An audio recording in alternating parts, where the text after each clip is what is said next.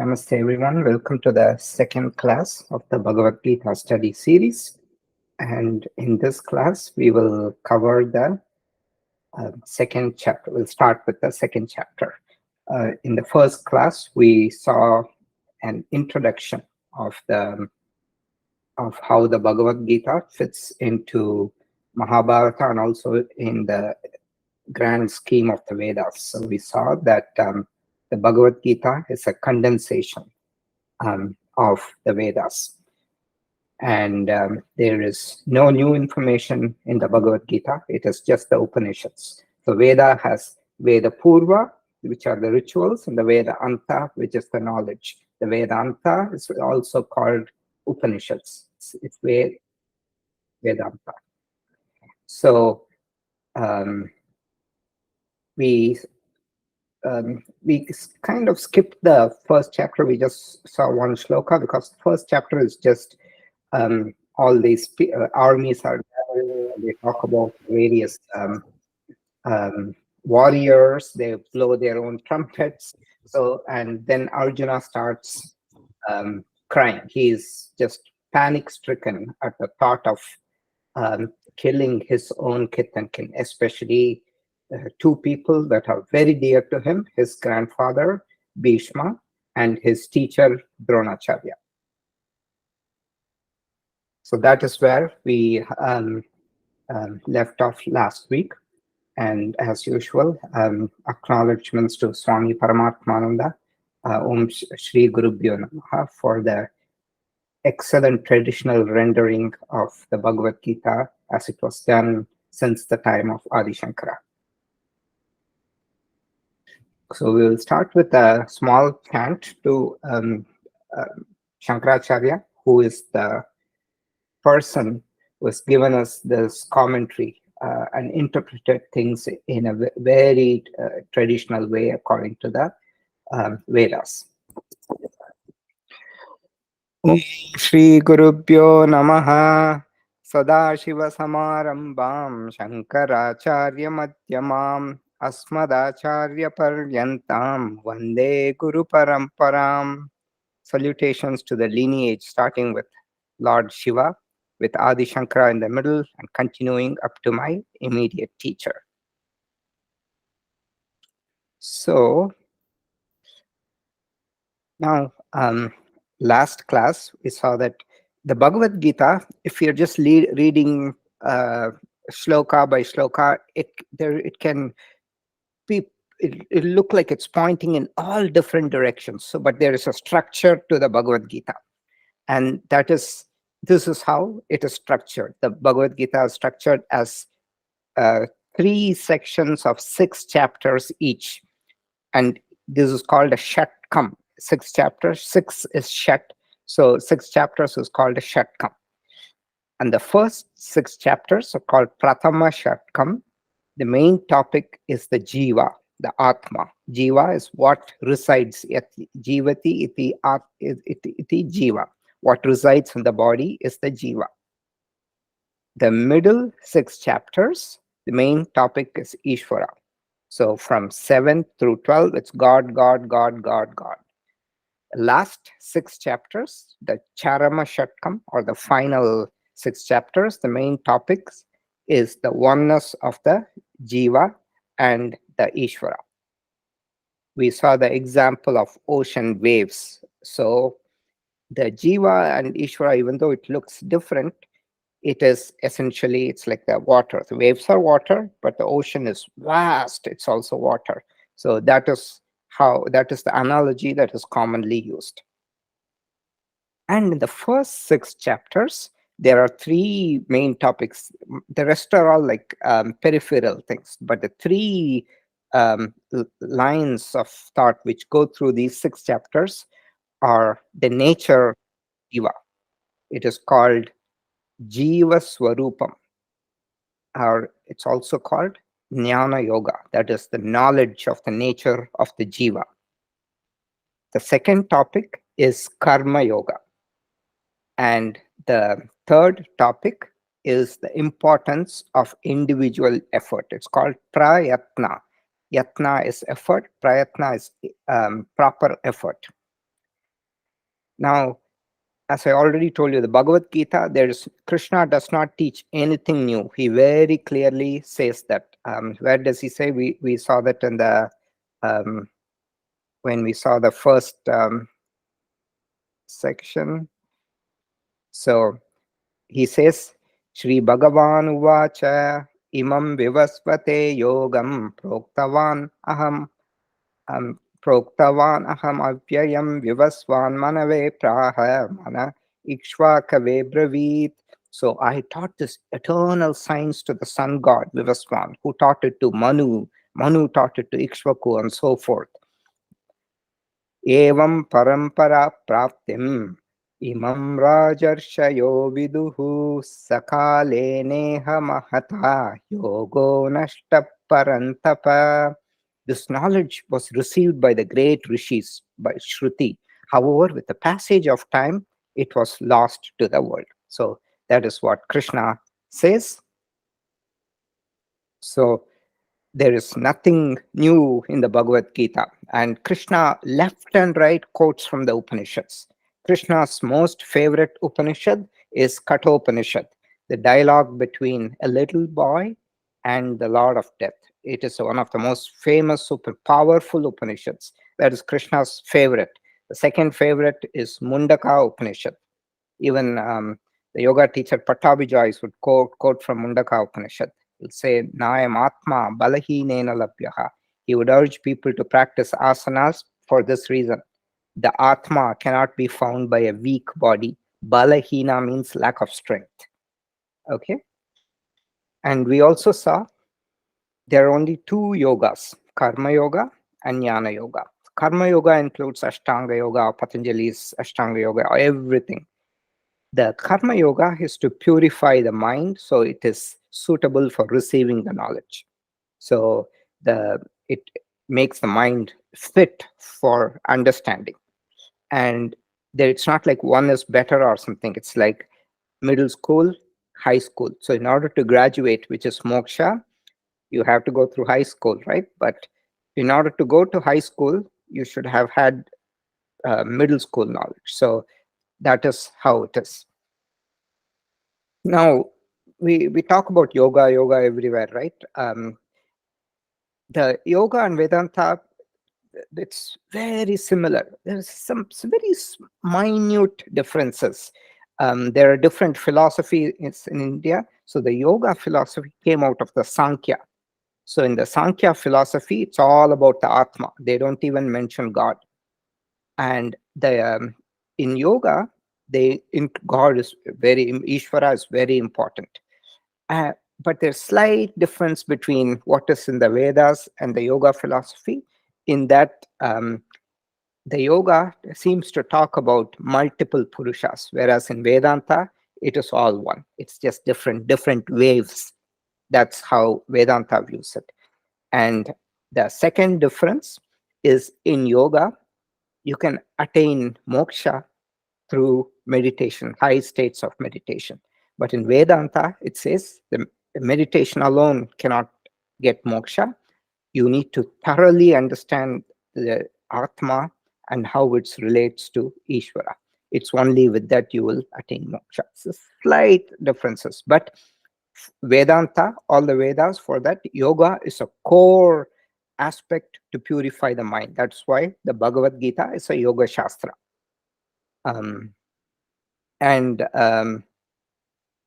the Vedanta seems to appeal a lot to intellectuals. The reason is that it talks about evolution, how from this consciousness principle, everything evolved.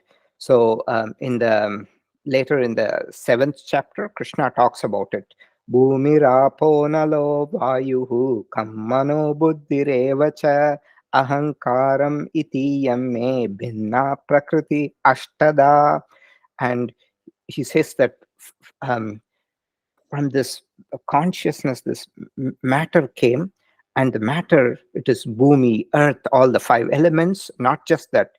Ahankaram, buddhi, mana, mind, all these also came from consciousness. Mind is also considered subtle matter in yoga and Vedanta. And Krishna says, "Apareyam itastvanyam prakritim vidhi me param jiva bhutam mahabaho yayedam daryate jagat." But there's this matter, and there is spirit or consciousness principle. The consciousness principle is apara, it's higher, it's para prakriti, it's called. So the Vedanta, it's like you can look at it as a very scientific document, which is why a lot of scientists, they seem to allow this, because it doesn't conflict with their theories, and it gives a very systematic approach. Okay, so now we will start with chapter 2. So I said that in the first 6 chapters, this is the theme that runs through: the nature of the jiva, karma yoga, and the importance of individual effort. Now, if you look at the second chapter, it can be divided into 4 chunks. The second chapter is the most important chapter in the entire of Bhagavad Gita. It gives a summary of everything. Um, the first chunk, 1 to 10 shlokas, is Arjuna's surrender. Sharanagati, he completely surrenders. The second chunk, from 11 to 39, is Jnana Yoga, knowledge of the Atma. And in that, the 11 to 25 is Atmanyanam, the core of the Bhagavad Gita. These are the most important verses in the Bhagavad Gita. Then 39 to 53 is Karma Yoga. So Krishna introduces Karma Yoga as a means for purifying the mind. Finally, in the last portion this contains some of the most beautiful verses. Sthita Prajna, or the person of steady wisdom. This is a topic that Arjuna brings up and Krishna explains. Once you get what are the characteristics, Sthita Prajna Lakshanani, how does he walk, how does he behave, interact with the world? A person who has attained this wisdom or is close to attaining the wisdom. So Krishna talks a lot about this. Now, Krishna very clearly says, jnana is the knowledge is the most important thing. Now, but in order to do that, you have to do the karma yoga, making the mind fit. And the jnana is what's going to take you to liberation. And he very starts with in the core portion, the 11th shloka, he starts with this, and then he ends also with knowledge. Okay, so now the way I will first chant this, and then one of you I will do, and you will repeat the chant after me. So we'll take turns. One thing with chanting, so the shlokas, as I said, they're considered mantras. Mananat trayate yati iti mantra. So by trayate means protects. Shastra, the teaching which protects us, is called shastra. So the mantra, it protects us. How? By mananat, by repeatedly chanting this, it sinks into your subconsciousness and it protects us. Okay, so the way to do this, there's also a meter. So we talked about 2 meters. So this is an Anushtuk meter. So it's okay. So don't, when you're chanting, just confidently chant. This is what even Jayashri says. Jayashri is one of the beloved teachers. A lot of people in the West, they learn chanting from her in Mysore. Just, it's okay to make, even if you make mistakes in the pronunciation, it's totally okay. And this is how people learn traditionally. They don't know the meaning. They just chant, know the meter, because these are mantras. So just go with the meter and chant very boldly. So it's so totally okay to make mistakes. So we'll start with the first shloka. So remember, I said Arjuna is complaining. It's just first chapter is full of, it uses flowery language. Arjuna's just very eloquency is at its peak. He says, he gives all kinds of reasons for not fighting, because he's seeing Bhishma and Drona, his most dearest people. We saw this, Sidanti mama gatrani mukham cha parishusyati, so drishtve swajanam Krishna Yuyutsum samupastitam Sidanti mama gatrani mukham cha parishusyati. O Krishna, on seeing all these people, our kinsmen, arrayed for battle, my shoulder is drooping, my hands are shaking, and mukham cha parishusyati, my mouth has become dry. This is his state. And it continues in the second chapter, the first 10 verses, and it reaches a feverish pitch. And at the time, the meter of Krishna changes the meter into from Anushtup to Trishtup meter also. So all these, this is like a drama enacted. That's how the Bhagavad Gita is. And Arjuna is very eloquent in this portion. So when crying, he's very eloquent. There is also another time in the Bhagavad Gita where he's just words, uses flowery language, and that is when he sees the Vishwarupa Darshana. In the 11th chapter, Arjuna says, "Who are you? Show me your true form." And then Krishna shows his true form, and he sees divine things, various divine weapons, divine sense, gandha, anulepanam, all those things. But he gets scared also. At the time, he is just, he says, Rupam mahate bahuvaktra netram mahabaho bahubahurupadam bahudaram bahudamshtra karalam drashtva loka pravyatitas tataham. What he says is this: I see many bahuvaktra netra, many mouths and many eyes. Mahabaho, great, mighty armed Krishna. Upadam, many arms. Bahu Bahu. Uru means thighs, many thighs and many feet. Bahu uh, Udaram, so many stomachs. Bahu Damshtra Karalam, this is the one which scares Arjuna. Repeatedly, Arjuna would say, Krishna, whatever it is, don't open your mouth. I am so scared of your mouth, because not one, two, four canine teeth, full of canine teeth. Damshtra Karalam. Damshtra means canine teeth, and it's frightening canine teeth. So this is when he just pours eloquence. Damshtra Karalani chate mukhani drishtva kala nalasannibani disho na jane nalabecha sharma prasida devesha jagannivasa. He says, on seeing your Damshtra Karalani, your canine teeth, I'm just terrified. And it's blazing fire, the mouth. All this, when I see, I'm just terrified. Disho na jane labecha sharma. I don't know what direction. My head is whirling. I don't know. I have no peace. Please have mercy on me. So this is the only time when he's afraid. Arjuna has no fear otherwise. Here, he is not afraid. Why I'm saying all this is, he is just filled with pity, for compassion for these people. Okay, so with that, we will start. Sanjaya uvacha tam tata kripaya vishtam ashrupurna kulekshanam vishidantam idam vakyam uvacha madhusudanaha. Okay, Sanjaya, as we know, is the narrator, right? He was given the divine eyesight by Vyasacharya.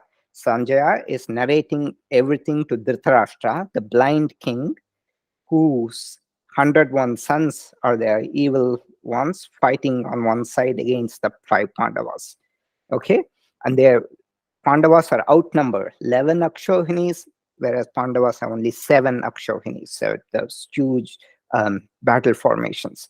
So Sanjaya is telling all this to Dhritarashtra. What does he say?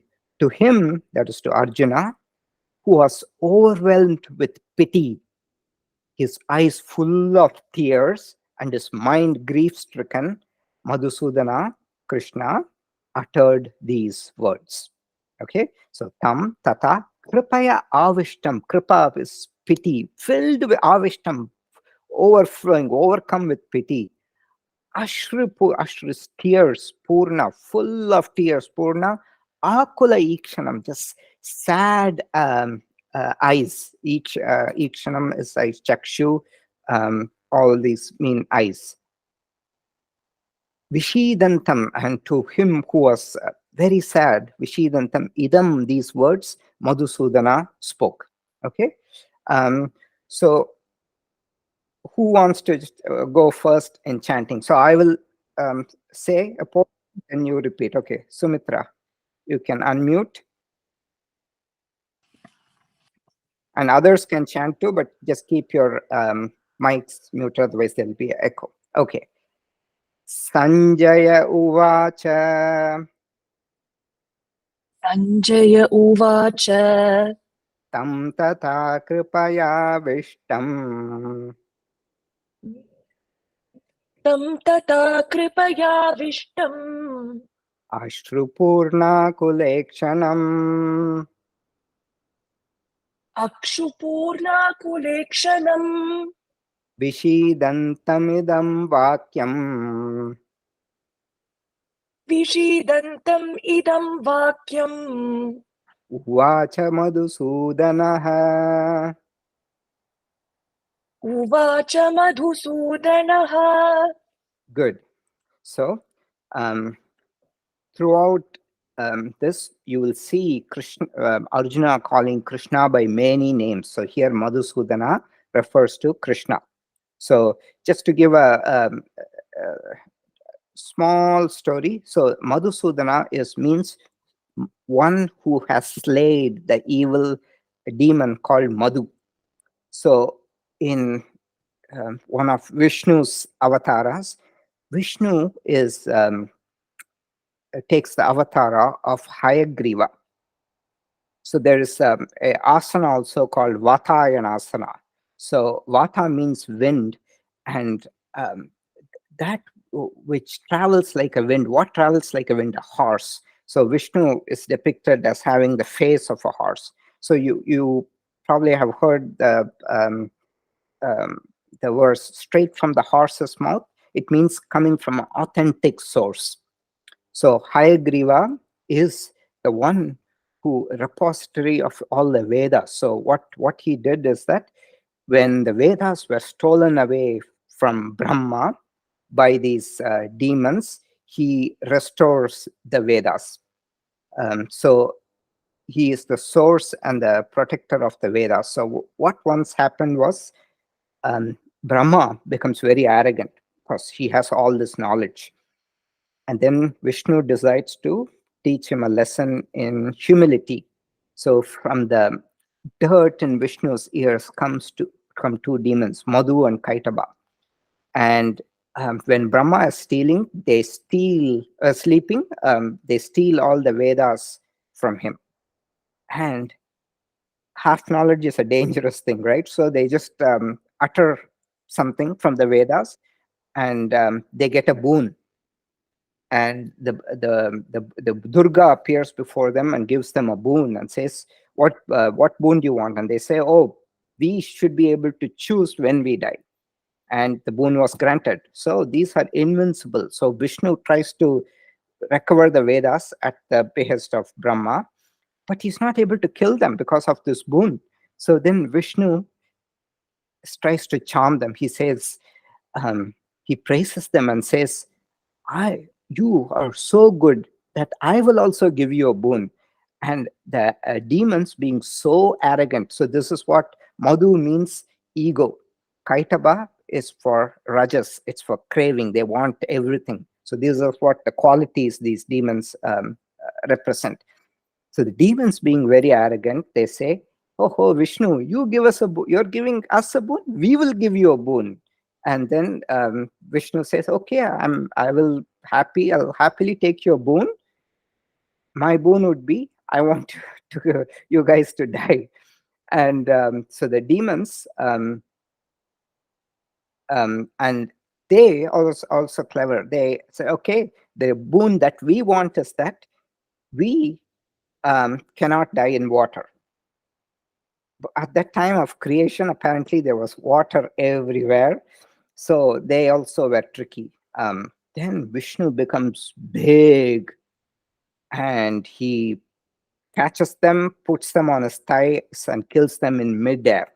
So this is the story. That's why he's called Madus Sudana. You would see the reason I'm saying this. You would see this being used again and again by Arjuna.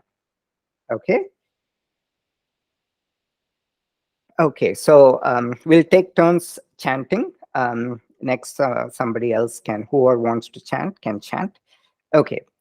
The second shloka. So we saw Sanjaya uttering this. Now Shri Bhagavan is Krishna. Shri Bhagavan Uvacha. Shri Bhagavan Uvacha. Kutastva kashmalamidam Vishame samupastitam Anaryajuştamasvargyam Akirtikaram Arjuna. Okay. Bhagavan, the Lord, said, Arjuna, from where has this delusion come to you in this perilous time? So Visham means fluctuating. So even for those who know Ayurveda, the Agni for Vata people, it's called Vishama Agni. It's fluctuating. It's just varying here and there. So Vishame means uncertain. Vishame, in this perilous, uncertain strait. Idam Vishame samupastitam. How has this descended on you? It is not befitting an honorable person. It leads not to higher abodes, but to disgrace. Okay, we'll look at the word by word meaning. Kutastva kashmalam. This kashmalam is this despair, this bad state. Vishame samupastitam, in this perilous strait, has descended on you. Anarya Jushtam means un-Aryan like. So the word Arya means a noble person. And of course, we know Hitler copied, used the words, and he also stole the swastika symbol. Swasti means peace. There's a Ashtanga, people who, for those who practice Ashtanga yoga, at the end, there's a chant saying, Swasti prajabhyaha paripalayantam nyayena margena mahimmahishaha. So swasti is peace. So anarya jushta means Aryan like, not noble, ignoble, not fitting a honorable person. Aswargyam, it won't lead you to the heavens or to the higher abodes. Akirtikaram, kirti means praise. Akirti means disgrace. Akirtikaram Arjuna. Okay. Is there anybody who would like to chant this one?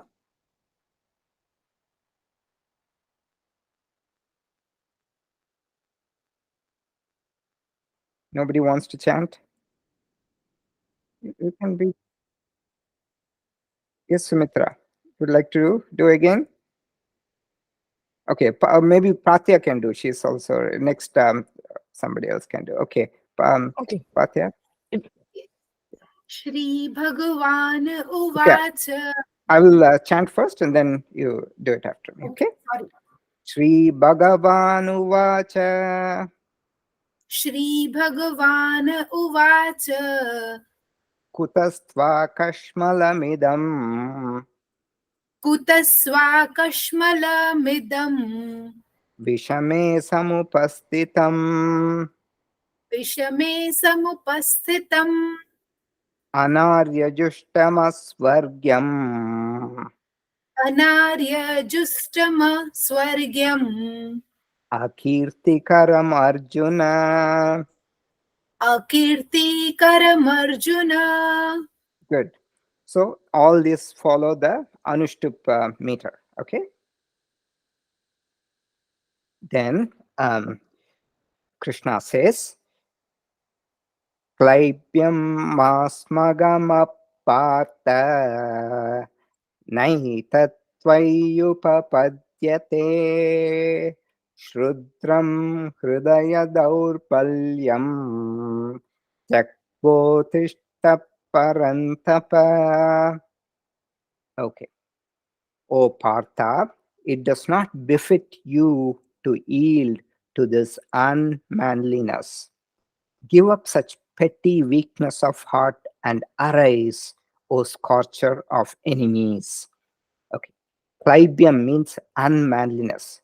Because Partha, he was very manly. He was very the greatest warrior.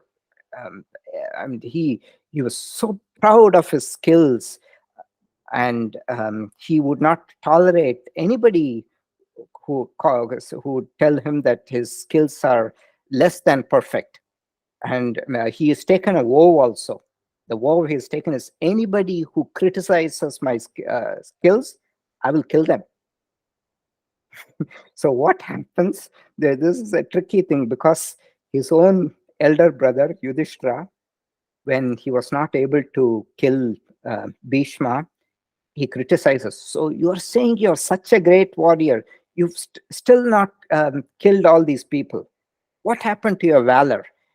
Then Arjuna is just raging, but he doesn't know what to do. He's taken a vow that he will kill anybody who criticizes, but then it's his brother. So he was just confused what to do. Then Krishna comes and saves the day.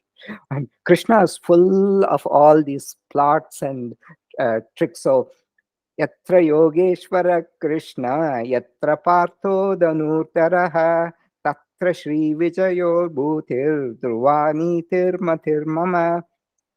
Sanjaya says, wherever there's Krishna and Arjuna, there's prosperity, peace, happiness, everything.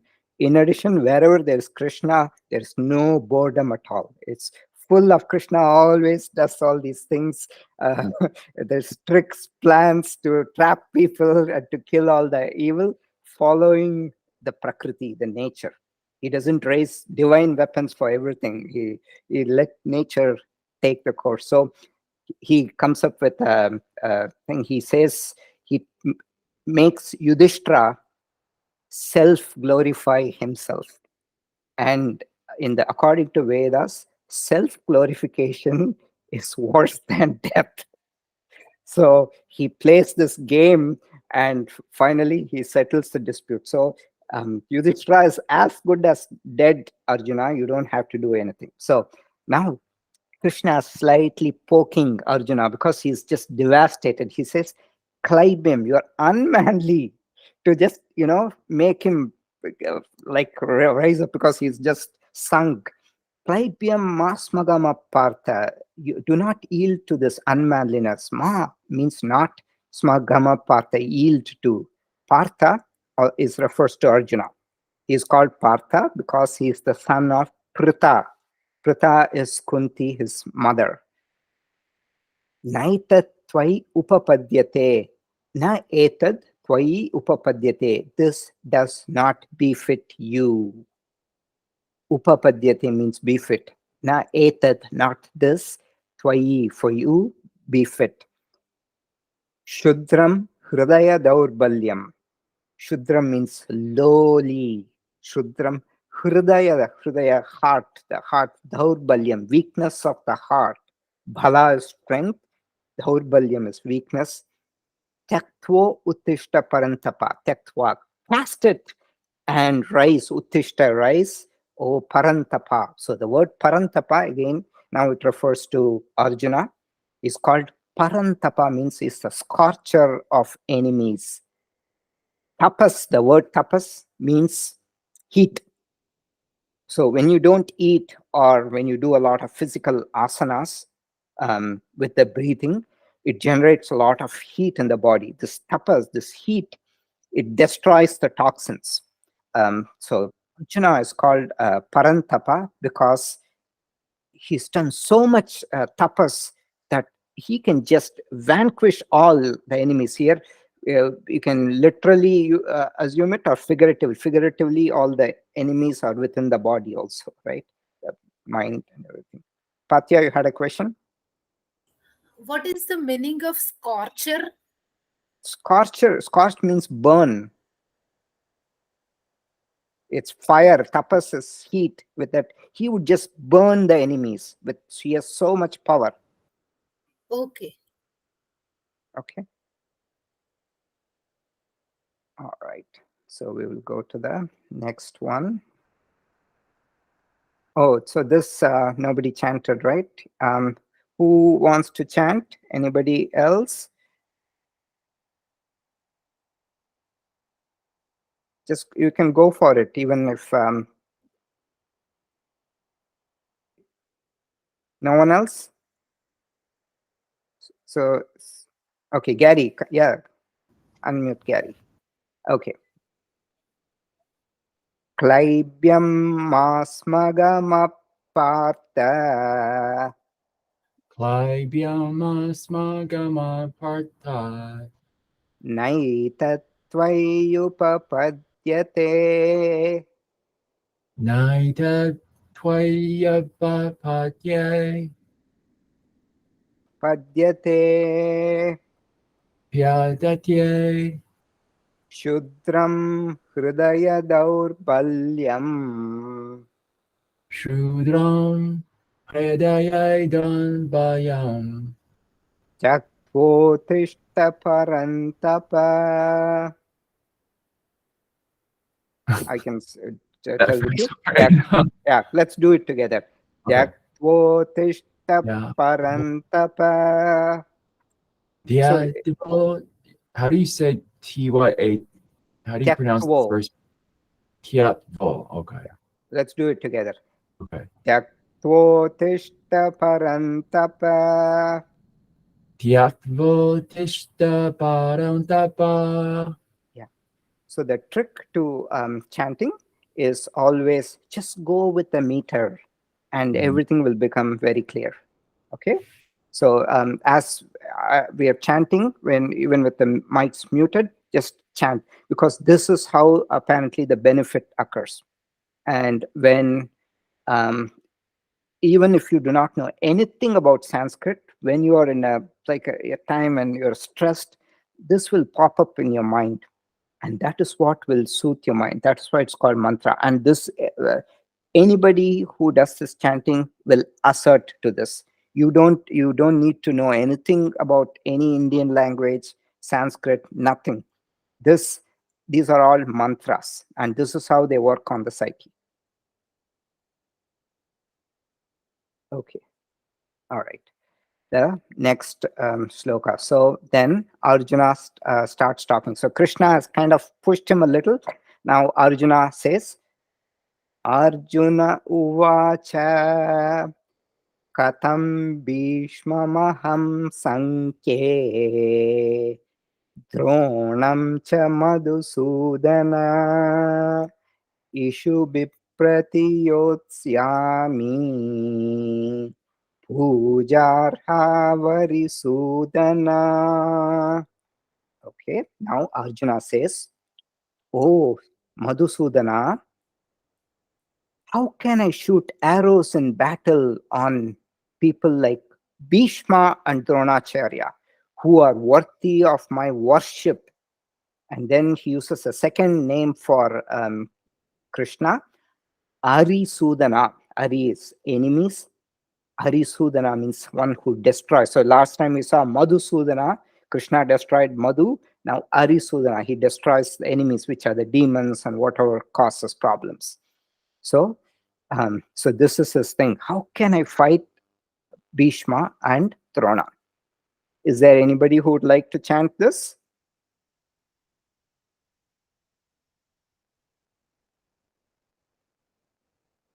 How about I'll others? try. Yeah. Patya?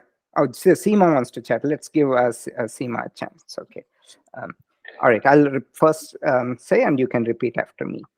Arjuna uvacha Arjun Uvacha katham bhishmamaham sankhe Katham Bhishma Maham Sankhe dronam cha madhusudana Dronam Cha Madhusudana ishu bipratiyotsyami इषुभिः प्रतियोत्स्यामि पूजार्हा वरिसूदना.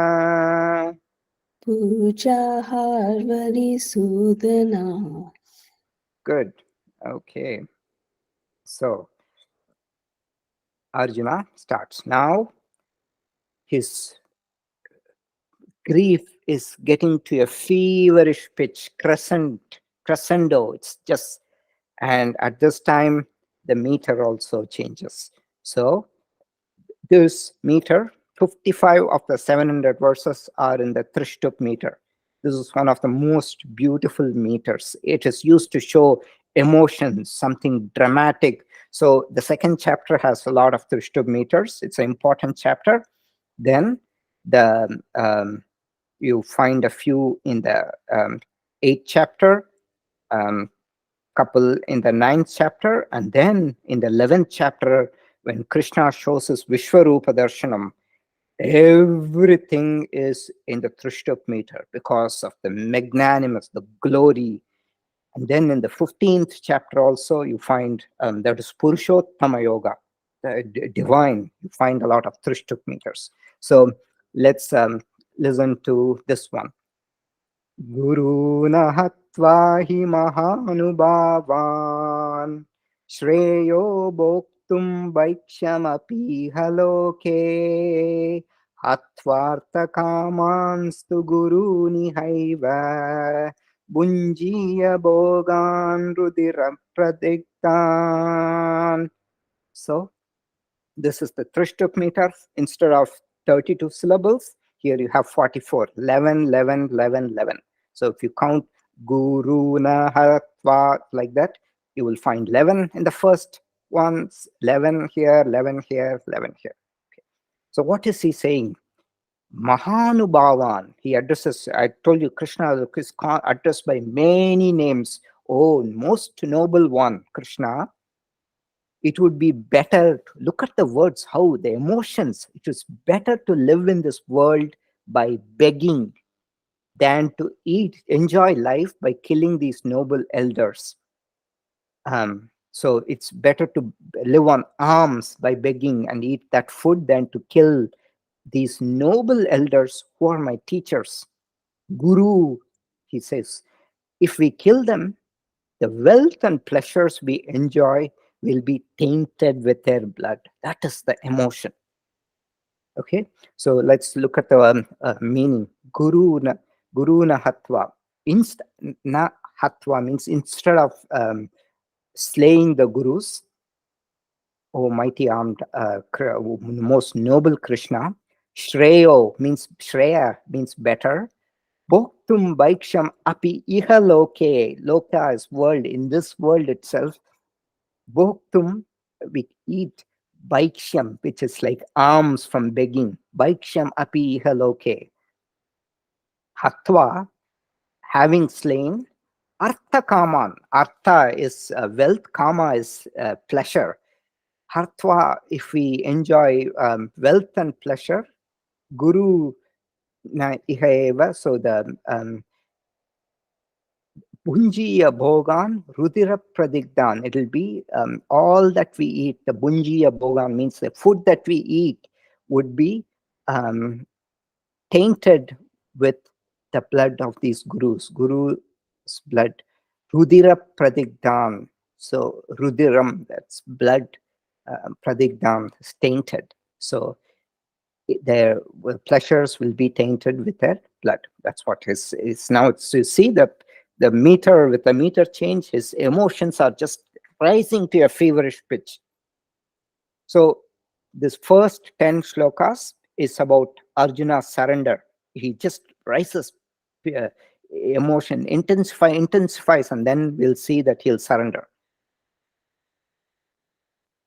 So does anybody want to chant this?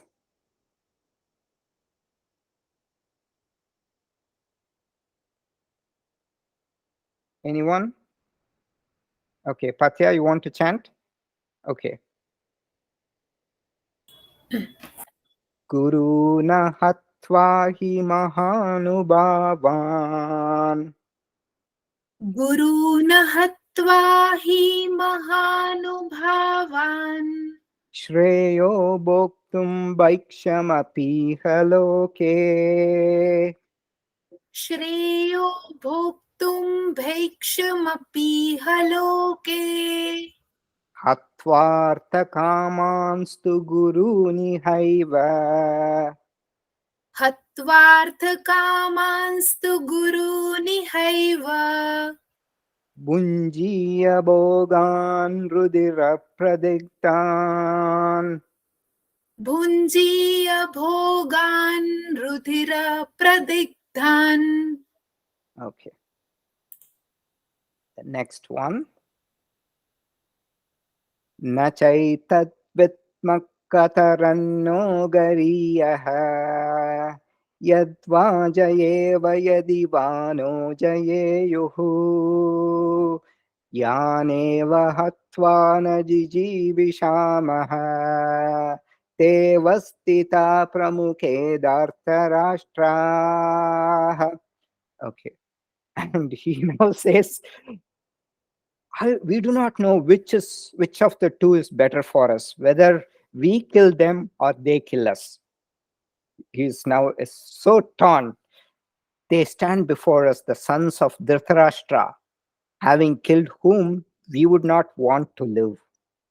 This is rising to a high pitch. So, Nachaitat Vitma, we don't, Nacha etat of these two. Vitma means Vidhi is to know. Vidma is we don't know. Ma refers to us. Vidma, we do not know. Katarat, which Katarat, Gariyaha, Gariya is better. Which is better? Yad, Yadi, Va Jayema. Jayema means we conquer. Yadi va naha jayeyuhu, whether they conquer us. Yaneva hatva, having killed whom. Na jiji vishamaha, we would not want to live. Ji vishamaha means it's us. Yaneva hatva na jiji vishama. Te vastita, who? Te vastit, those who stand. Avastita means standing, present before, present. Pramukhe, in front of us, front of our faces. Dhartarashtra means the sons of Dhartarashtra. So Dhritarashtra Putra are called Dhartarashtra. Te vastita pramukhe Dhartarashtra. They are these people who are standing before us, the sons of Dhartarashtra, having killed whom we would not even want to live. Okay. Then comes the most important shloka. Karpanya doshopahatal svabhavaha pritchami tvam dharma sammuda chetaha yachreyasyan nishchitam bruhi tanme shishyasteham chadi mam tvam prapannam. Okay. With my nature overcome by the taint of pity, karpanya dosha. Pity, dosha means, like Ayurveda, you have doshas, right? There's dosha means imperfection. So with the taint of pity, imperfection due to the taint of my nature, you can also say nature. Nature is imperfect. My nature overcome by the taint of pity, and my mind confused about my duty. I ask thee, which may be better. Please tell me that definitively. Nishchitam bruhi tanme. Bruhi, speak. Definitely, nishchitam, very in an ascertained way. Do instruct me, for I have taken refuge in you as thy disciple. Shishyasteham Shadi mam tvam prapannam. Prapannam, Sharanagati. I'm taking refuge. Shadi here means teach me, instruct me. Shadi here doesn't mean wedding, because Arjuna is not saying, I want to get married in the battlefield. So it's in Hindi, shadi, it's probably a Urdu word. So it doesn't mean I want to get married. It just means shas, we saw it's teaching. Shadi, it's the same root. Teach me. So karpanya dosho pahata swabhavaha. I'm overwhelmed by this karpanya dosha, by this pity. Prichamitvam. I ask thee, prichamitvam. I ask thee, who I am. Dharma sammuda cheta, with my mind confused about dharma, what is right, what is not right. Dharma sammuda means confused about what dharma is, what I have to do. Cheta, my mind. Yat shreyasyan nishchitam bruhitam me. Yes, shreya, what is better? What may be better? Sya means maybe. What may be better? Nishchitam bruhi. Tell me definitively. Don't know wishy-washy things. Definitely tell me. Shishyasteham shadi mam tvam prapannam. This is the most important verse. So far, poor Krishna, the Lord of Lords, he is the Lord of everything, has been listening to him rant. He has not said anything. And this is like for Vedanta students, those who have a quiz, Swamijis will ask them this.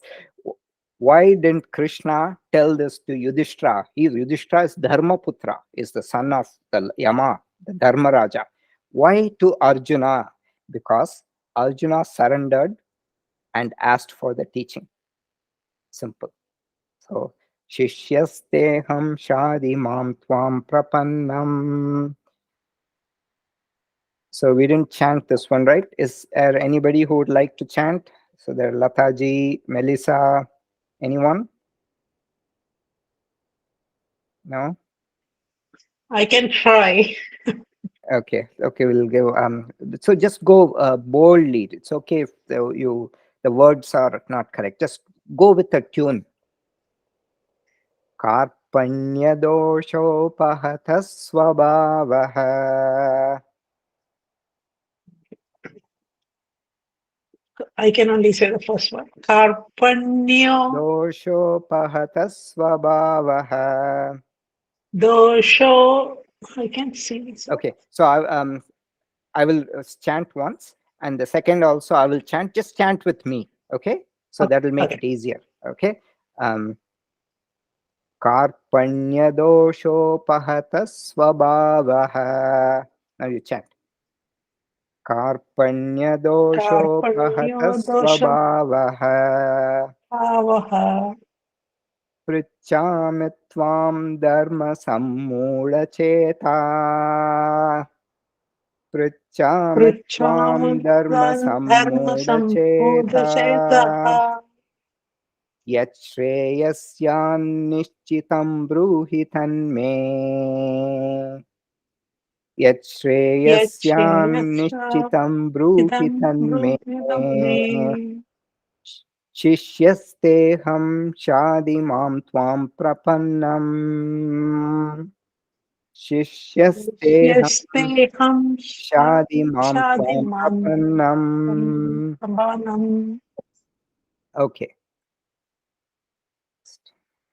Right, I'll mute you. Okay, Gary, you had a question? What is the meaning of the TVAM? Is it Tvam? Yeah, Tvam is you. Yeah. Shishyasteham shadi mam tvam prapannam. I surrender to, I take refuge in you. Tvam prapannam. I'm just refuging in you. Prapannam means refuging in. So prapannam is refuging in. Tvam prapannam, refuging in you.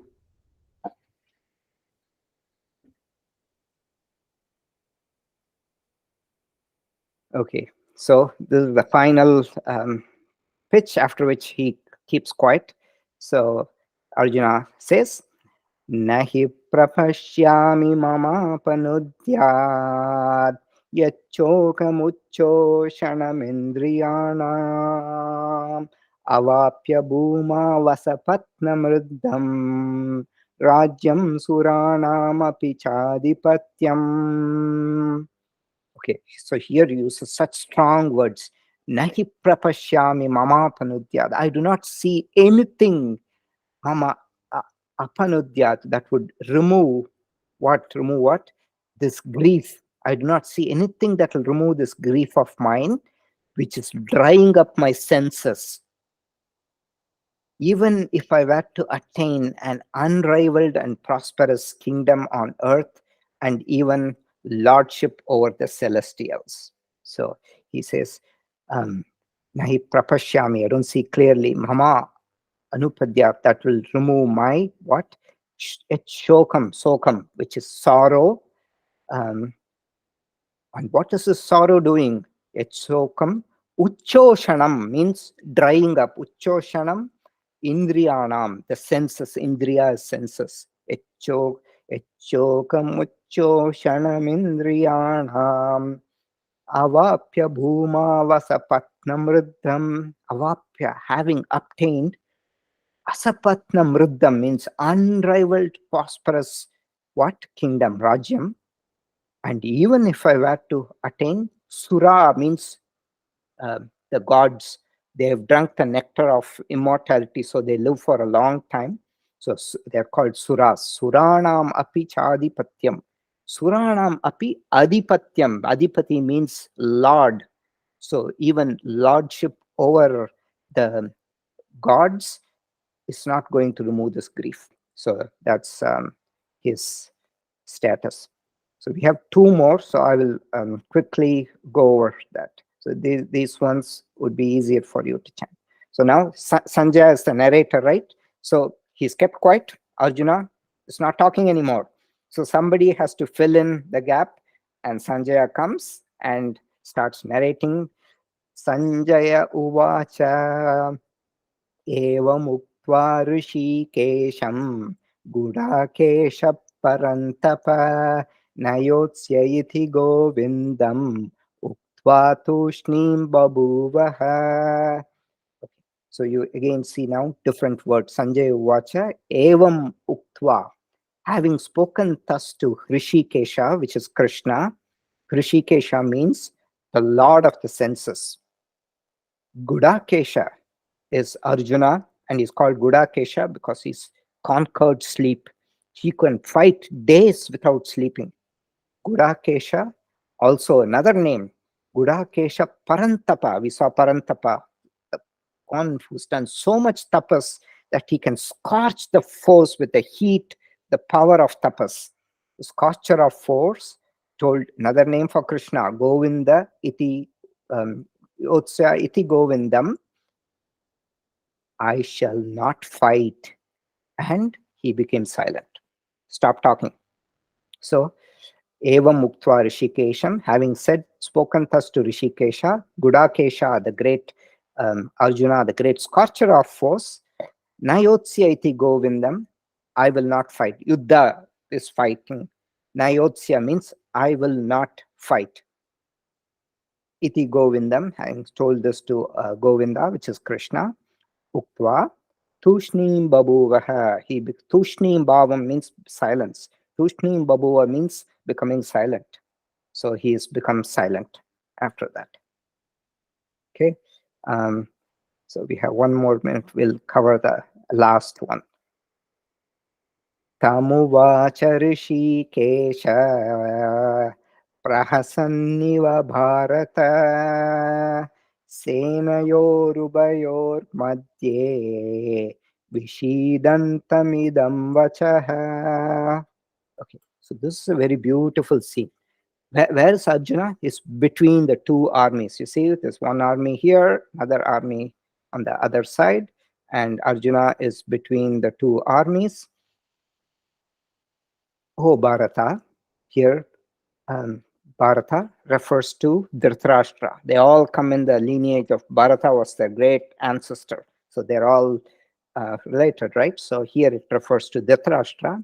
Sanjaya says, to him who was despondent, who was very sad, Krishna or Rishikesha, as though smiling, Prahasan Iva, as though smiling, spoke these words in the middle of the two armies. Tam, to him, Uvacha Rishikesha. And how was he? Vishidantam, who was despondent. And how did Krishna talk? Prahasanniva, very just a smiling. Senayor, Ubayor Madhye. The two armies, Sena is the army. Ubayor means the both in the middle, Madhye, middle. In the middle of both armies, Idam Vachaha. He spoke these words. And now the teaching of the Bhagavad, actual teaching, will start from the 11th verse. So this portion we covered. This is the surrender of Arjuna. Okay, so this is how we have to divide this into portions, otherwise it will be very fragmented. And now 11 to 25 is the main portion of the Bhagavad Gita. Most important sacred verses are contained there. Okay, so with that, I will stop the recording, and if you have any questions, I am happy to answer.